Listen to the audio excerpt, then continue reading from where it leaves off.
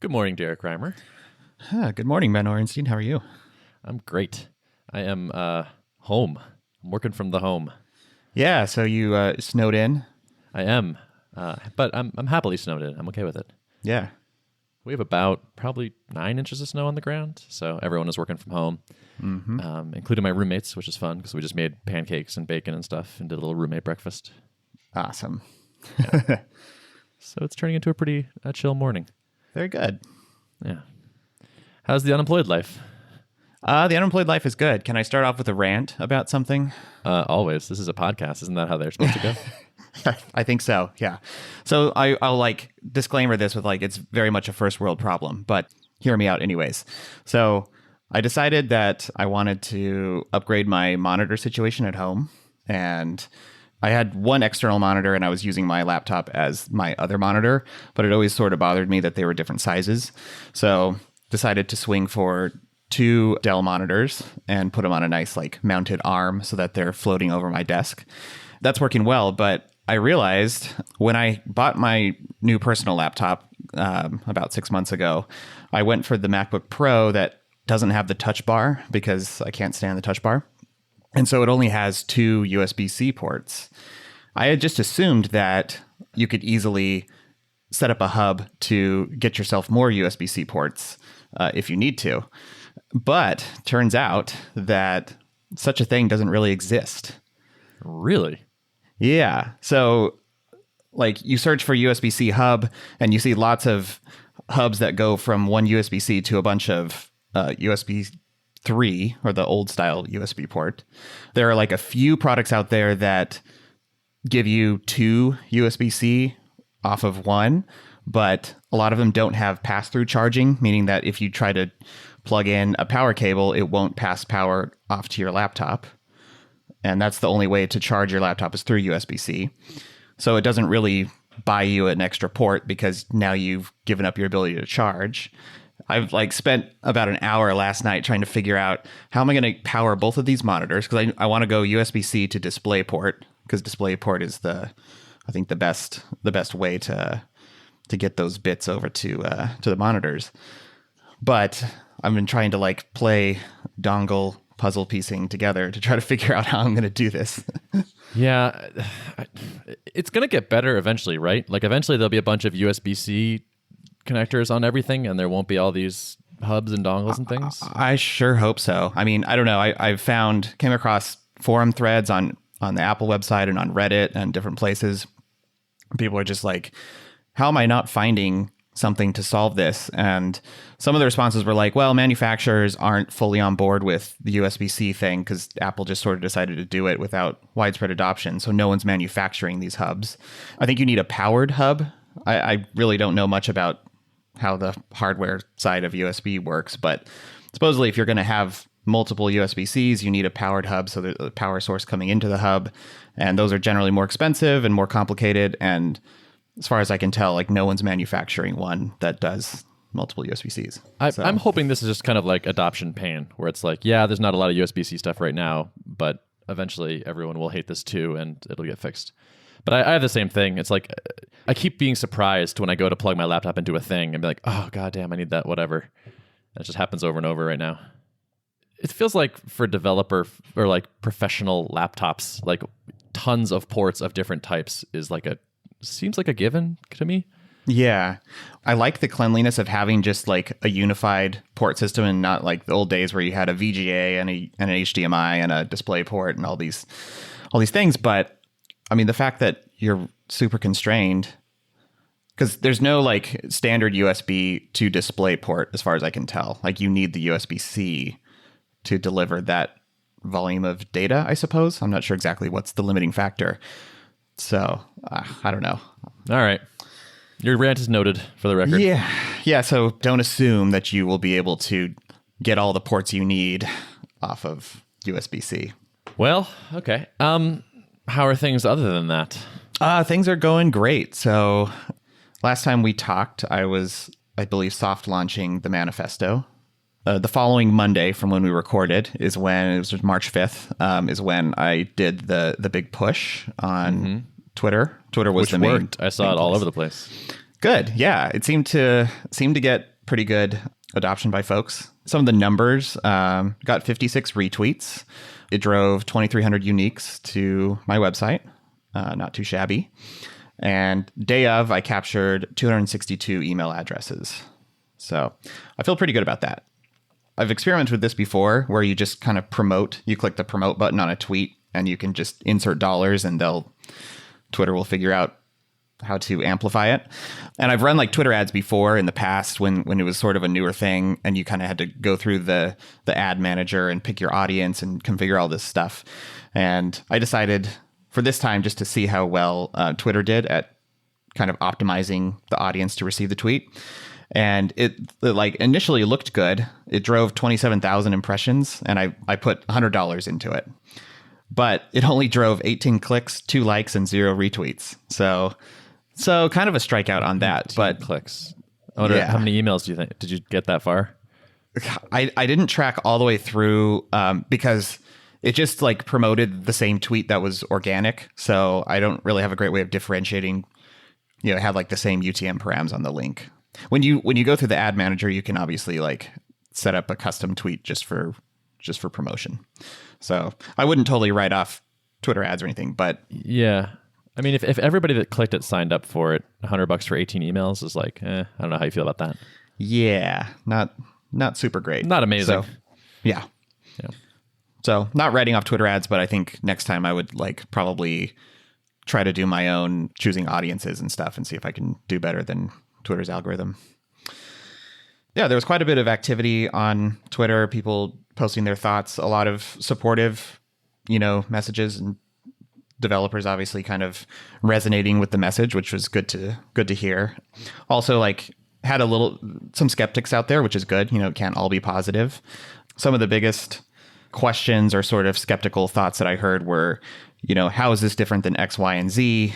X, Y, and Z being mainly Basecamp and Twist, which is a product from the makers of Todoist. It was kind of good to think through like, yeah, why should you care about this and not just read this piece and then go off and use Basecamp? I think I don't fully have my best responses to that nailed down. So this was a good opportunity to sort of refine and think that through. And I think that'll always be a question. And on the one hand, I don't feel like I totally need to always have a perfect answer to that because there's always going to be many tools to solve a problem. And I have a particular approach that I want to take with this. And it doesn't mean that Basecamp's a bad tool. Like I would not disparage the work they're doing. They're a great product team and produce a really nice product. But when I sit down and think through what is the ideal solution to this problem, it doesn't look exactly like Basecamp. So totally, So. I saw you responding thusly on Twitter saying like, yeah, those are good tools, but we all have our, unique approach. And I think there's room for plenty of us. And I think that's a reasonable thing to say. And over time, I think you're going to figure out where you differ philosophically from these other things. And you'll have if you like this type of approach, then Basecamp makes sense. And if you like this type of approach, you should check us out. Yep, totally. And I think like there's something to be said too for building a product that is optimized for a particular niche. I recognize that the pain with Slack is felt by pretty much anyone who falls into the maker category. I feel like that's like maker versus manager is a good kind of way to draw a line between how different people feel about the tool, where managers are much more feel the pain much less because their job is to be interrupted. Maker's job is to try to minimize their context switching and their interruptions. So there's a broad audience that can feel the pain, but I think there's something to be said for going specifically after the developer market. We have kind of unique needs outside of just the broad maker space. And a lot of the really successful tools like Basecamp are sort of targeted at more of a broad audience. And for better or worse, they sort of have to try to please, people who do consulting and client work and people who run small businesses. And so I think there's just an opportunity to be more catered to the market. Totally. I think that makes a lot of sense. And I love that your initial niche is you effectively. That'll just help you so much in making good decisions. Yeah. The best opportunity for success is going after something that I know intimately. So yeah. And I picture so we use Slack at work and I picture trying to sell a team on using a different tool. And if I send them to like the Basecamp landing page, it's like a project management tool for teams and maybe remote teams or something. And it's like, okay, yeah, that looks okay. But if I send them to level, it's like a better answer for development teams that are tired of Slack interrupting them. It's like, okay, that is going to resonate a heck of a lot more. Yep, totally. And that's the hope. So we'll see how it goes. But I think I'm still optimistic. I don't feel deterred by the folks who have brought up other tools. And I would say like the other biggest theme of skepticism is like, this is a people problem, not a tool problem. And I've heard that in many different forms. And I think unsurprisingly, it's when I look at like who's actually saying these things, it's like VPs of engineering and founders and people who are kind of maybe less on the maker side. So it's not totally surprising, but still just a good reminder that there's a lot of people who just don't get it or just feel like this problem can be completely solved by instilling good company culture. I specifically tried to go after this objection in the manifesto to get out ahead of it. But one, people probably don't read super deeply, so a lot of people probably missed that. And two, like it's just, I think it's going to take a lot of just nuance and figuring out how to speak directly to people's objections to really nail this point home that that tools can actually help guide the way that users use the product, you know? Tools help guide the way your team works when they're a tool that's central, like, you know, Slack or Basecamp or Level or whatever. Like if you have a GitHub repo, everything is an issue or a PR. Right. So it's like that shapes how people think about things and interact around things. Yeah. And like trying to drive the point home that like, for sure, if you have a bad culture, an interruptive culture, then Slack is going to amplify that. That in and of itself is not Slack's fault. But it's also true that you may have a very healthy, respectful culture and still feel the pain of Slack because like when I @mention someone, for example, they're going to feel the anxiety of needing to respond quickly because for all the reasons I outlined, it may get lost in the thread or be many scrolls back. So if they don't respond to it right away, then they're risking missing out or losing important pieces of information. But me @mentioning that person, like, that wasn't a bad thing, and I didn't intend to cause anxiety. It's just the tool doesn't lend itself well to asynchronous conversations. So, yeah, even if you're amazing about interruptions, you still have this infinite scroll of discussion that requires catching up with and is not organized and is tricky to come back to. Yep. So I find myself as a user where I'm proactively trying to be respectful of my team, I'm really at a loss of like, what's the best way to send this message to this person without causing them anxiety or interrupting them? And I struggle when you're struggling to figure out how best to do that, you know, the tools are failing you. Totally agree. Yeah. I actually had that exact feeling this week. So we have someone on our team that is sort of heads down on fixing a DevOps type problem. And it's blocking a bunch of other things. And so we're all trying to like stay away from this person so as to give them the focus time. But there was one question. I was pairing with someone and there's a question that came up and it was like, okay, Dan really is the guy for this. And I was like, how do I ask Dan a question in a way that's not going to interrupt him and like convey that he should not lose his flow if he isn't there? And it's tricky. Some organizations out there may say like, well, use email for that. But there's a lot of us who we want to use one system. Like ideally our communication would be centralized in one place. And if you just decide to like go outside the norm and use email, like there's a good chance that could get lost in amongst all their other things in their inbox, because if they're not used to using email as a way for handling async things and they're used to using Slack, then that's subpar too. So yeah. There's also, I feel like once we adopted Slack, people stopped paying as much attention to email, which is kind of okay. But now it's like email is almost a black hole in a way, where it's like when I go look at my email, it's almost all just crap. Like it's not actionable stuff generally. And part of that's just my fault for not filtering better. But Slack is at least a better signal to noise ratio. Once that channel is established, it's hard to be like, oh, let me just go send an email to this person. It's like, why didn't you message this person instead? Yeah. And I think the big part of that is that Slack is internal only and email by default is not. And so, and as soon as we shift more into Slack, then you end up with some kind of ratio of like, I don't know, 90% external communication and 10% internal. And then it's really easy for the internal important stuff to get lost amongst the noise of the external. I think that's dead on.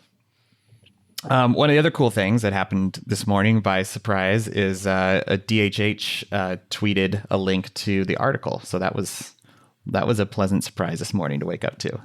Yeah, that's awesome. Did you see that before I had texted you about it? It's funny, right? Just maybe 30 seconds before you texted me, Adam Wathan from Full Stack Radio pinged me on Twitter DM. Was like, dude, this is a nice share. So yeah, that's pretty cool. I mean, he shared it with his paltry 250,000 followers. So yeah, just a few. Yeah, I know. I retweeted it for emphasis, as I told you. I want people to see that DHH is talking about what you're doing. Yeah. The emphasis is better coming from people who are not me. I thought about retweeting it, but I'm like, this is going to look self-congratulatory or something. So I don't know. Like, you can do that. Yeah, maybe I can get away with it. It's a tricky line, I think. Yeah. Where it's like, how much stuff that's positive about yourself do you want to re-amplify? It's like, right. It's hard to say. Yeah. So I did it for you. Thanks, I can man. brag about you as much as I want. Appreciate it. And you participated in the thread. I like that. That's true. Yeah, that was good. Yeah, I'm happy to leap to your Twitter defense. As needed. Appreciate that. Thank you. Did that drive some emails? Were you seeing some people signing up? It did. I got about probably like 30 something emails from that so far. So that's pretty legit. Yeah, totally. That's like spending $200 on Twitter ads. I know. Probably much Probably a lot more actually. Yeah. Yeah. So that brings my total email count as of today, which is again a week and 1 day after the initial push, is at 402 subscribers. So that's some initial interest for sure.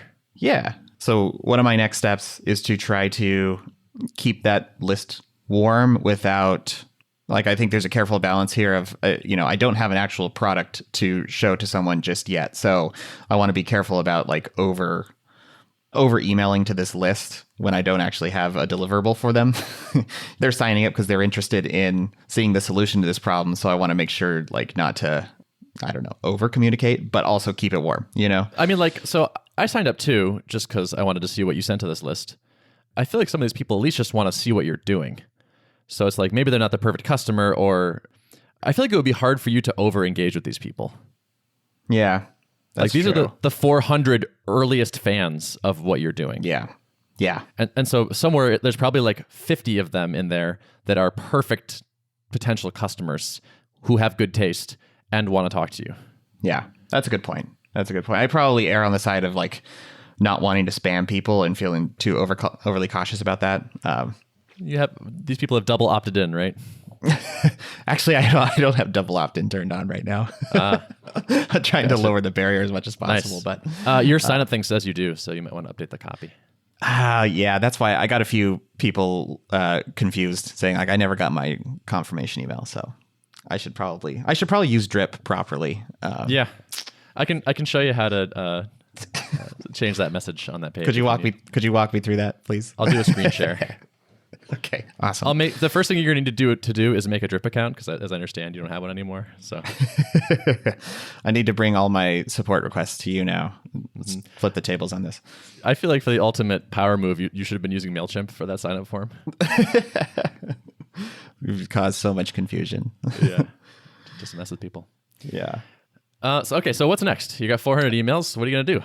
Yeah. So I want to do some outreach this week, and my goal, as I sort of alluded to last time, is to do some customer development, some validation. So I want to have conversations. I have one booked already that came in unsolicited. Someone basically cold emailed me and said, "Hey, I'm working for this prominent company we've all heard of and using this tool that I feel is better than Slack, but also feel is somewhat flawed. It's an internal tool built by this company." And so he's like, "If you're interested, let's talk. I have ideas about where our tool is failing, and it would be awesome to see if you can improve on that even further." So nice. Yeah. That sounds promising. Yeah. So I'm excited to have that conversation. I got my Calendly account set up so that I can easily shoot someone a link and they can just book time on my calendar. So I think I'm going to email around that link, and call to action being something like, "Yay, you resonate with the same pain I have. Let's talk about what your pain has been and sort of see if your ideas can help guide the product." And so I'd like to have, I don't know, 5 to 10 conversations by the next time we record, I think is a good, reasonable goal. I feel like every time I have a conversation, even if it's just a quick back and forth on Twitter, it like sparks something new in my head. So I'm really looking forward to doing more of that. So I have a kind of ridiculous, I'm just going to throw a thing out here. Do you remember when I was considering building that like attribution tracking app and I had a call with someone and got them to prepay? Mm-hmm. Yeah. What do you think of that? That's definitely something to consider. I hadn't really thought about that recently, but yeah. Let me recap that for people that don't remember while you think about that. But so I was considering building this product. Doesn't really matter what it was, but I had found somebody in a Slack channel that said, yeah, that sounds awesome. We're interested in that. And so I jumped on a call with them and I said, here's what I'm thinking of building, XYZ, these features, this kind of thing. Are you interested enough that right now you would prepay for 3 months at, I think it was $150 a month, and you'll be like one of my early alpha customers? And they said yes, and they actually did do that. I felt really good about that because that's just like validation of like someone says they want the thing you're going to build is good, but like someone says they want the thing you're going to build and they're going to like pay for it and like jump that extra hoop. I feel like then you can really trust that that person is definitely interested and their feedback is worth a lot more, I think, than someone that's just like, yeah, I think this is a problem, and P.S. I'm probably never going to pay for it. I think that is true in so many ways. I mean, it's been proved out by many folks in the sort of bootstrap startup community who've latched onto that idea of taking prepayments. And I think I'm already seeing signs that like, it's actually funny. There's this video Jason Fried posted where he was live authoring a blog post, and the concept that he was working on was I think he called it the illusion of consensus or agreement or something like that, where basically two people can be talking about the same thing, but thinking about completely different things and not even realize it. And so I don't know, how many of these people that are saying, yes, Slack is broken, think it's broken for different reasons than I actually believe. And maybe they're thinking of it in terms of like, yes, Slack for open source projects is broken. It's like, well, right. Slack is broken because it's not free. Yeah. Or something. Right. Yeah. Or it needs more integrations. And I'm like, I actually think it needs fewer. So I'm open to it. I need to think it through a little bit further. I haven't thought too much about what my pricing model is going to look like because I'm obviously up against Slack and similar tools that are really trying to wipe out the bottom end of the market with free plans. And I mean, there's an opportunity here as a niche tool that is an antidote to a major problem. Like, I think I still have an opportunity not to go heavy on free plans and just charge from the beginning with maybe a free trial or something. But that's still like something strategic I need to think through is what the model's going to look like. It's sort of like the App Store effect, where with sufficient many tools out there offering free plans, is it even viable for me to come out and not offer a similar free plan just to get people in the door? I don't know. I don't know the answer to that. That is something you could definitely think about, but I feel like the initial payment is not so much like this is a reflection of what my actual pricing is going to be, and more how serious are you? How validated am I really? Is this idea really? I guess. And so it could be the eventual pricing is wildly different than what you get from these people, but a couple $100 is like, okay, this person's for real. Yeah. Maybe some way to frame this as like, give this a name, make it feel like they're part of some kind of inside club or something by like buying into the early round or something. Yeah, I think there's something there. Yeah. I know you have some like visual design work being done, and like you're good at the visual stuff and the interactions and whatnot. So I imagine you're not super far from a handful of mockups that at least show your initial direction and could get people excited. And then imagine you click this and it does this. And it's like, okay, like you can start to see how this thing is going to be better than what they've got. So I think you could sell the dream at this point, probably. Yeah.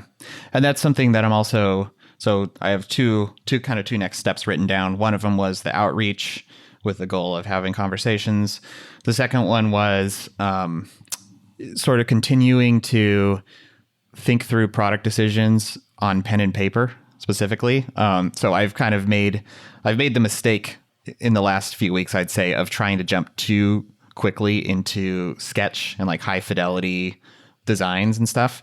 The more conversations I have, the more thoughts I hear from people. It's sort of, for example, one of the things that was driven home was that I need to make sure I deliver on the promise of the tool actually guiding people to use good communication patterns. And my initial concepts have been probably a bit too flexible, and I need to think carefully about how to introduce the right amount of friction at the right points to steer people away from being interruptive. And I think there's like a lot of nuance there that I need to work out. And so I just have pages and pages in my notebook. I've spent the last few days not even cracking open my laptop, just writing in the notebook and brain dumping onto paper and sort of diving into, what are all the different types of messaging constructs that are important to have? There's things like discussions. There's things like notifications that people have pushed into Slack. Do I want to keep these types of things in level? There's sort of stateful things like people like to pipe their CI build statuses into Slack a lot of times. Well, should I be presenting a dashboard that shows just your current build statuses?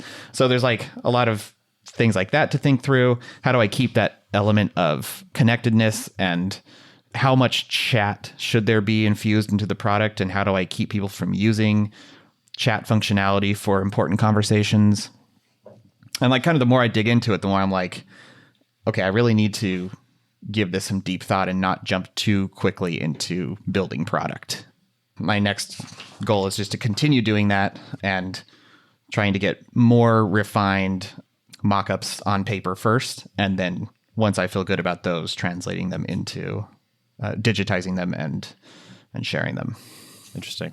Yeah. So I have a friend actually who's at a similar stage to where you are. He is building an app for learning Mandarin Chinese, and he's been recording a video once a week of like the state of the product. He sent the latest one to me and was like, now eventually I'm hoping to do these for like potential customers in a much more refined, edited, rehearsed way. And I responded and said, send these to everyone you have on your list. Like, people like entrepreneurship porn, basically. Mm-hmm. Seeing someone in the middle of the process is awesome and interesting. And it's like reality TV, and it's kind of addicting. It may not be in your nature totally, but I don't think you can really overshare at this point. Like, here's a photo I took with my iPhone of the notebook of the thing I'm noodling on for the discussion view. I would be interested. Like, I want to see that already. And I bet the people that liked you enough to put their email in that thing want to see that too. Like, the process and the journey, I got to imagine there's a lot of people that are just interested in that. And even if they don't end up buying, they're going to they can help amplify your message, and they could be potential future fans or customers. Yeah. No, I think that's spot on. I think probably don't even need to wait until I don't need to go to high fidelity mockups before I start sharing things. And I actually have a page in my notebook that I'm like noodling on some kind of YouTube channel or something that's like the building level series. And I jotted down like 15 different like topic ideas that I could do, not even taking into account like the earlier stuff that I could start doing, like just literally holding up my notebook to the webcam and showing what I've been working on, I don't know if I'm ready to set a goal on like kicking that off, this week, but I think that's also a way that I've thought about like staying engaged with my early subscribers and not just taking from them and asking for them to help me, but also giving something back to them. And I think this is an interesting way to do that. The big thing I think will be to make sure that I don't end up taking too much time worrying about like nailing my presentation of these videos or like editing them. I don't think they need to be highly edited. I think this is the new thing. I think like this seems to be how people are building stuff these days, is like dramatically out in the open. And I think it's pretty positive. Like, if you recorded a rough video of something and you talk about 7 things and everyone tweets at you about one of them, that's valuable. Like, you can get value out of even these rough things, I think. And even if that feedback doesn't come in, it's still just, I feel like that's starting to build that engagement, and that authenticity is going to get people excited. Like, when I was building briefs with Chris, people would sign up just because they were excited they just felt the energy. They're like, I want to be part of this. This is cool. Things are happening. I want to take part of it. And like, why not make use of that? Open yourself up. And I think that's one of the unfair advantages of being small and scrappy and exactly sort of trying to attack this from the grassroots angle. Like, I'm not trying to build a highly polished company that can stand up against Slack. I'm trying to, it's like, this is a problem I've recognized, and I want to build this out in the open, and I want to recruit accomplices, and let's do this thing, Yeah.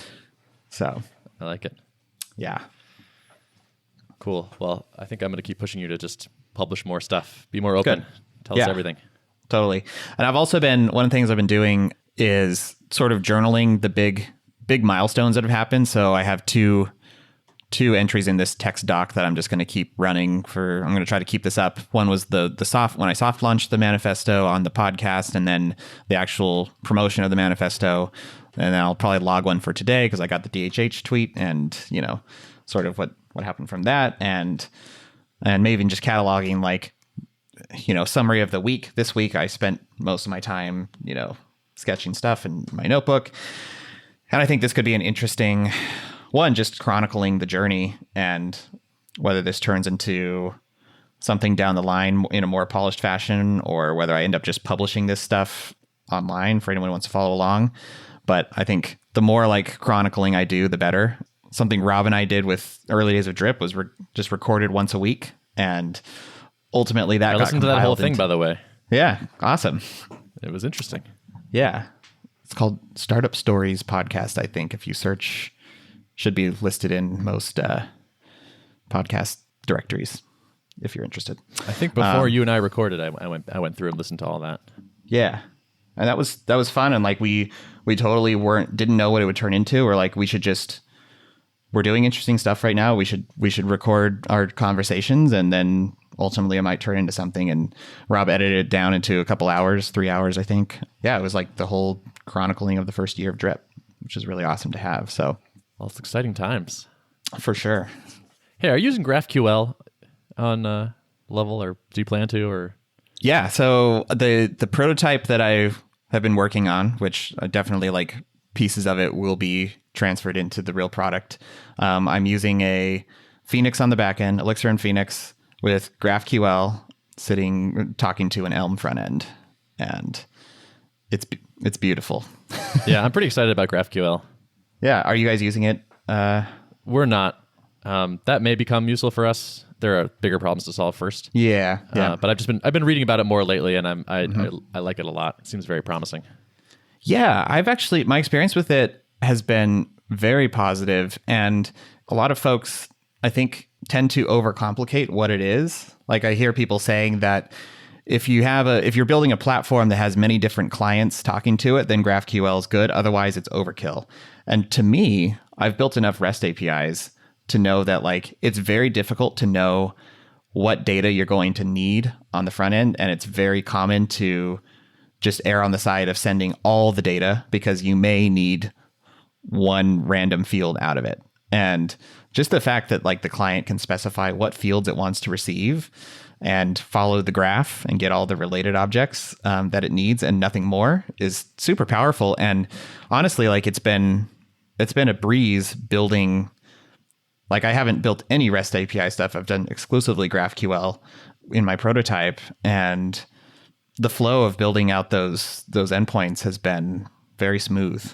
So I would highly recommend GraphQL. It shouldn't feel like a overcomplicated way to go as compared to a REST API, I guess is my feeling. This podcast episode is very us. It's sure. Marketing, email address capture, pre-sales, GraphQL. Yeah. Got to throw in a little of the deep tech stuff. Totally. Yeah. I'm looking forward. I don't have much to share yet, but I'm looking forward to talking more about my Haskell learning adventure. I've been writing, some Haskell for real, for money, and been going through a book that I like a lot. Programming in Haskell has been awesome. I'm not quite ready to summarize or reflect, but I'm getting there. I'll have some early thoughts soon. What's your earliest reflection comparing your Haskell experience to your Elm experience? Haskell is a much steeper learning curve. Haskell is more powerful. Its type system is more powerful. And, it's a general purpose run on the server kind of language. Elm has picked its niche and has simplified. So Elm was a much easier thing to pick up. But Haskell feels like a superset of Elm. So I actually think learning Elm first helped me learn Haskell a lot.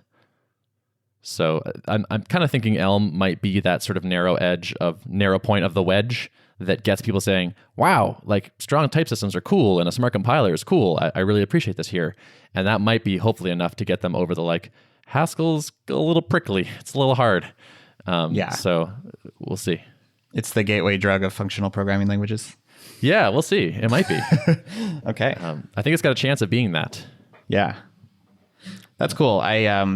So I'm going to be attending a Haskell meetup, I think next week, maybe here in the Twin Cities. Yeah, because I've been looking for an Elm meetup, and such a thing doesn't exist out here in the Twin Cities. And considering starting a meetup, I know that there's a number of folks who, well, we hired one guy who kind of specializes in Elm to work on our visual email builder at Drip. And so he's super interested in participating in an Elm meetup. And I know there's like everyone on the team, on the Drip team, was very intrigued by Elm. Even the people who are not really working on front end stuff all sort of expressed interest in learning more about it. And there's a lot of like people who could potentially be interested in Elm and don't even know it yet. And I feel like there's a good opportunity to sort of use a meetup as a catalyst for that. But I know that I've heard that there's a number of Elm fans who currently go to the Haskell meetup just because, that's funny. Close. That's how it is in Boston, actually, and vice versa. There's a bunch of Elm people at the Haskell meetup and Haskell people at the Elm meetup. Yeah, it's kind of the same jam ish. Yeah, but I know almost nothing about Haskell, so I might. Well, they say on their meetup specifically, like you don't have to know any Haskell to come and enjoy the meetup. But cool. Well, this is hearsay. But when I look at the talk descriptions for Boston Haskell, and from what I've talked to of people who have gone, it seems to be a little bit neckbeard type system, kind of here's a crazy advanced niche funky thing you can do with the Haskell type system, which kind of makes sense because Haskell is still used by like people doing research on compilers and things like that. But it's not like a welcome beginners, here's how to make a function kind of thing. Right. Not maybe necessarily rooted in the practical, more in the sort of the theoretical and the Yeah. I've been talking to one of the fellow Haskellers at work. He's a total Haskell, I wouldn't say zealot, but he's a big fan. He wants to succeed a lot. And he thinks the sort of amplifying voices of people that are using it for work is really important, because there is that academic use, and a lot of people have come away with the impression that it's only for academic use. And so we were tossing around different ideas of like, how do we get this sort of practical side of it more popular? And we even we're talking of like, what about a conference that was like Haskell in production, like Haskell for people who want to get paid kind of thing. Just to like have all practical talks. Yeah. Even just to focus on like the sort of how do you apply it to real world stuff? Because that's something that I always look for in meetups is I'm much less interested in just sitting around talking about a language and how we can use it for little prototypes or to build like a funky game or something. It's like, how do I apply this to building SaaS? And totally. I'm always much more interested in like, it's fun to like toy around with monads and whatever. Like, how can we refactor this code to ultimate perfection? But then I always need to get back to the practical, or I kind of lose interest. How is this going to let me go faster? How are we going to get paid? Yeah. Basically, how does this turn into value? This will shock you, but I'm also there. I also care about that. Totally. Well, I hope to be able to answer some of those questions. We'll see. It's fun being a beginner, and I'm enjoying that process and like learning new concepts. And there's like a lot of like little mind blowing things in Haskell. We're like, oh wow, now I kind of understand this thing, and that's such a cool idea. But I think I'm realizing it's going to take me some time before I can sort of form an informed opinion about it, because it's not just like, what is it like to write new code? It's like, what is it like to come back to old code and refactor that code and see how many bugs slip through and come up with a testing strategy that is sensitive to the fact that there's a type system. So it's like, how many tests? What kind of tests? I still have like a ton of way more questions than answers right now, but I'm looking forward to figuring that stuff out.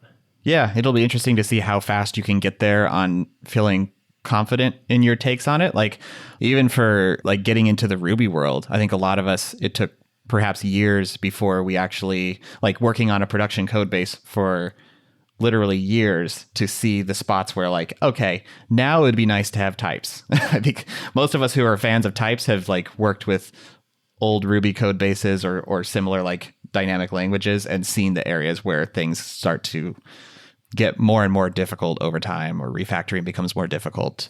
Yep. Yeah, I think there's just a range of experience you have to have where it's like, what about fixing this bug? What about hiring someone that uses this technology?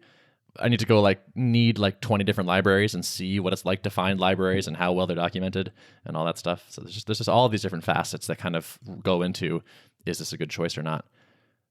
And to me, there's like one of the biggest question marks is just that the Haskell compiler is really, the type system is very powerful, but you are trying to satisfy it all the time. You have to sort of fit your problem into like a type checkable kind of shape. That takes work. And there's inflexibility there. You sort of opted into that inflexibility. And so the big thing I'm trying to figure out is like, is that worth it? Like I'm sacrificing some things for correctness. Is it that much correctness? Is correctness that important? So I'm curious. Yeah, it's like one of those arguments that Ruby came out strong against when it was sort of adoption was really picking up and people were falling in love with the language. That was kind of the rallying cry, is like, this is so nice, and it's so nice that we're willing to sacrifice static typing, and now it's nice to kind of, I think, for us as engineers to go look at the other side and experience the other side at least, and see like, is that really true, or were we just following a bandwagon, of like, we all kind of bought into the fact that like Ruby's awesome and we don't need static types, but is that really true? I don't know. Right. Yeah. And that's the thing, like all the Haskell people at work or that I talk to are kind of all like, type safety, type safety, type safety. Like if you do it that way, it's not type safe. And it's like, yeah, but like people have built enormous applications that were not type safe, had no type system at all. And like, it's still like, they're making money. They're still working. Correctness is, it's one dimension. Yep. It shouldn't be the only thing you think about. Yeah. So more on that to come. Awesome. Can't wait. Cool. All right, this is a long one. We should wrap it. Yeah, let's wrap it. Awesome. If people wanted to access the show notes for this episode, what would they do? They can head to artofproductpodcast.com. That's the URL, and that's where you go. That is it. Thanks for listening. Thanks. So I realized you might have told me this, but I feel like I might have forgotten that Rob and Mike did a postlude. I heard a Startups for the Rest of Us postlude the other day. They did, yeah. I just dipped into one episode. Is that a regular thing now? Yeah, so they it was just so happened right around the time we started doing it.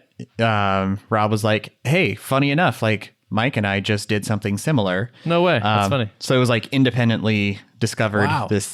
this pattern. I think they picked it up from, I can't remember, maybe like some other startup podcast or business podcast, I think, did it. And their take on it has been like, wait a long time and then specifically tell people like, this is, if you've made it to this point in the recording, this is like the secret postlude and don't tweet about this. So they've taken a little bit more of a secretive approach to it.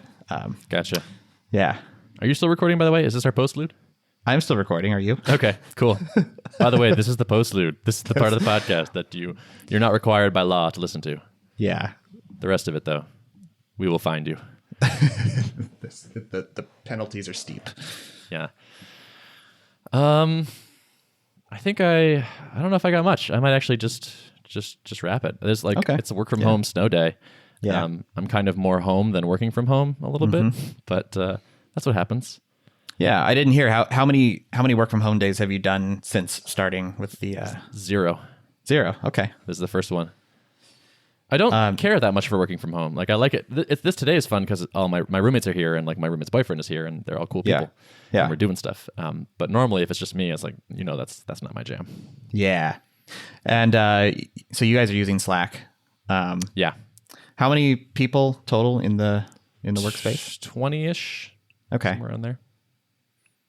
So you're probably not totally feeling all the growing pains yet, perhaps, huh? No, not quite. We're probably not quite big enough. I think if our dev team were a bit bigger, it'd be worse. Yeah. But we're still mostly all in one office too. So it's kind of like we can all and it's a small one. So we're just kind of, you can hear the conversations happening and things like that. Yeah. So a good part of your communication is probably not actually in Slack, but sort of in person or totally face to face. Yeah. Cool. Yep. Well, and maybe I can get some more threads into your life. Maybe when this product actually exists. That'd be cool. Yeah. Hopefully soonish. Yeah. But yeah, we got other things to focus on. Like I just instituted some retrospective. Yeah. So that was not happening yet. That's already been super helpful. Good. Just sitting down once a week and checking in with everybody and making sure things are on track, I think is totally worth the meeting penalty. Oh yeah, totally. We've definitely did that at Drip too, where there were certain times where getting all together in a room or Zooming some people in for the remote folks was absolutely worth it. Yep. There's like, lingering things like that hadn't really, there was a like we almost aren't talking about the work that much yet because we're still talking about like a backlog of, I guess, frustrations or, issues and whatnot that I think really hadn't come out into the open yet. So I'm kind of keeping them like, they're almost like therapy sessions right now, as opposed to like prioritization and things like that. Yeah, that's good. It sounds like it was much needed then. So it's good. I think so. Yeah. I'm glad we did it. Yeah. Yeah. But it's cool. I'm enjoying, I didn't think I was going to, but I've been enjoying some of the more like managerial type stuff. Like I've kind of just been doing it just because I felt like some of that stuff should happen. Like doing the retro, running the dev discussion, checking in with people that are on projects, starting to talk about like, does it make sense to have person X on project Y? And like, is that the most important thing? And should we build feature X and whatnot? And I was thinking more like, I want to get back to just like slinging code and learn a Haskell. But I'm sort of also appreciating a slightly more sort of product manager-y or like slightly manager-y thing. Well, I think you're kind of sort of a natural leader type. Thanks. At least that's my sense of you is that, and you've seen like a lot of good patterns, arguably from Thoughtbot. Like I think that's at least from the outside seems like they do a lot of things right and are very, very thoughtful about process and definitely and stuff. So I think if I were slotted into a place that had a stronger process, there would be less of that. But I do feel like when I see a thing that I feel like is not right, I do feel compelled to go dig into it. Yeah. It's like, well, my title is X, but so I'm not going to do that. It's like, no, like I think this thing should be better. So like it drives me crazy when I can't fix something that I think should be better. Yeah. So I just start being like, can I add a meeting to everyone's calendar? I thought, yes.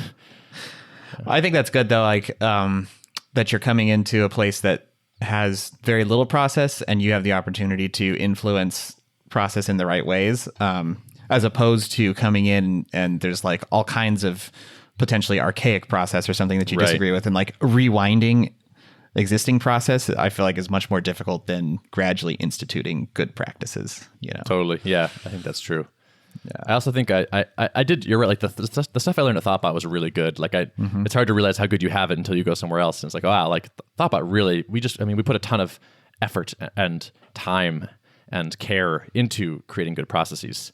And so I can basically just cheat and say like, we should do a retro and it should be like this. And it's, you're already 90% of the way there to something good. Yeah, totally. That stuff is invaluable. Yeah, it's pretty cool. So props to Thoughtbot for teaching me all that good stuff. That was worth the journey. Yeah, way to go, Thoughtbot. Yeah.